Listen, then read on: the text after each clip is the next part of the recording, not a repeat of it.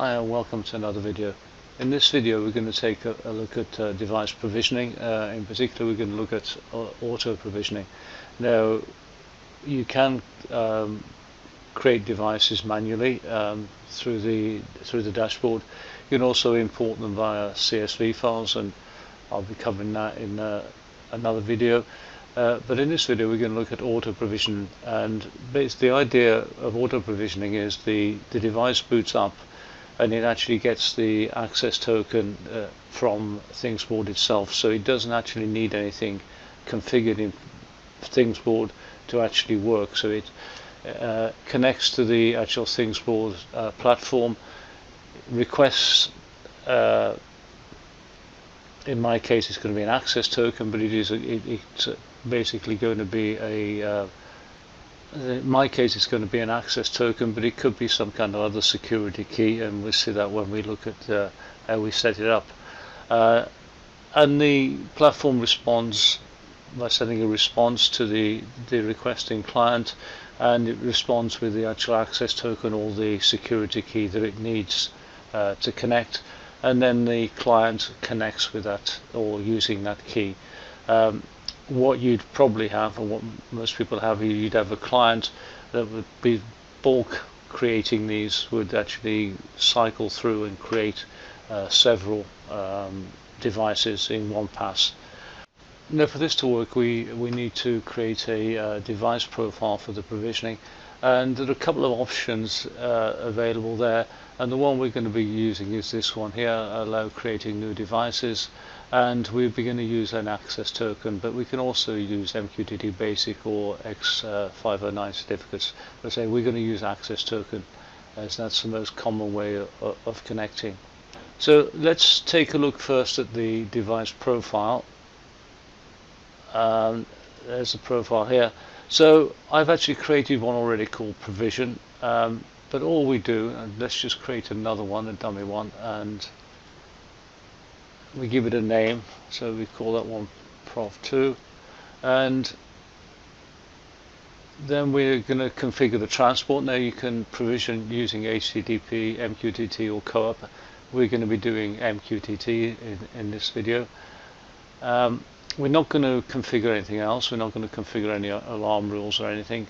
We're just going to go to device provisioning. So just enable it here, and we're going to enable this option here, allow for create new devices, and that's all we need to do. Now when we do this, when we add this, we will get a device key and a device secret. And I say because I've already been through this exercise and I've got them copied off, and so I can just copy and paste them into the MQTT Explorer, I'm going to stick with the ones I've got. So I'm just going to cancel that, and I'm going to show you the one I've got.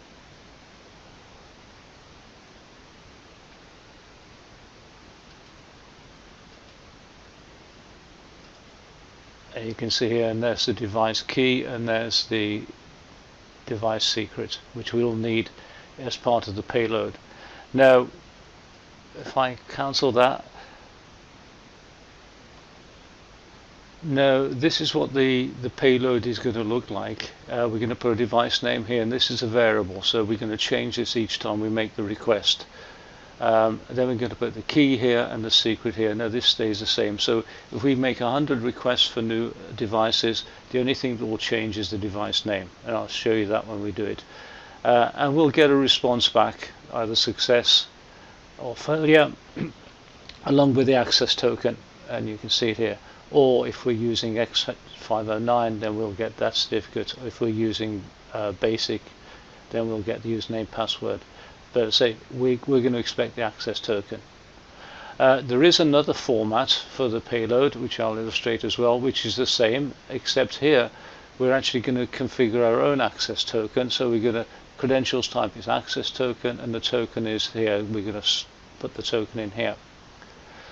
This is useful. I prefer this one because you can basically have a system where you'll know the actual names of the access tokens. They won't just be random numbers. Let me show you these formats that I've got copied out into Notepad, and you can see here there's the first format here. The device is device 1, and there's my key and secret. And you can see the one here, device 3, and then this time I've got a credentials type as access token, and the access token is called access token 1. I should actually call that 3, so let's change that one. I'm having to call it 3.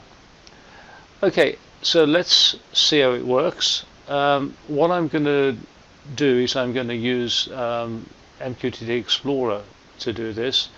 So if I go to MQTT Explorer and I just go and show you the settings, I'm going to subscribe to provision because the response is going to be on provision response, and I'm connecting to my local broker. Now for all these tutorials I use the free cloud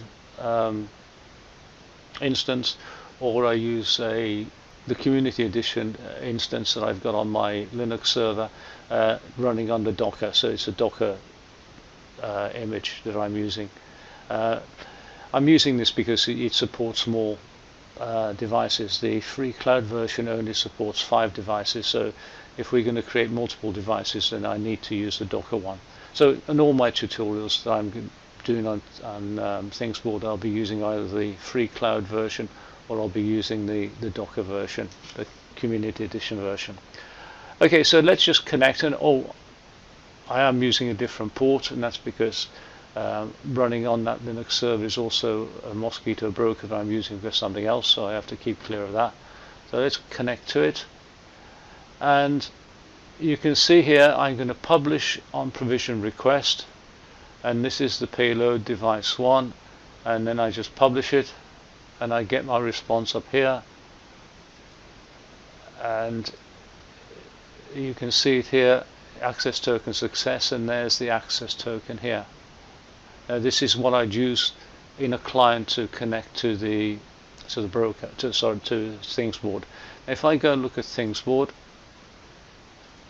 and I look at the devices, you can see I've got device 1.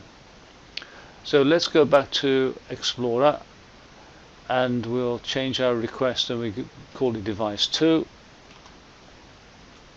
and everything else stays the same, and we publish again.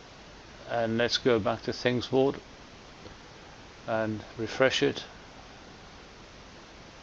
and there we got device 2. And lastly, we're going to change our payload, and we're going to use this one.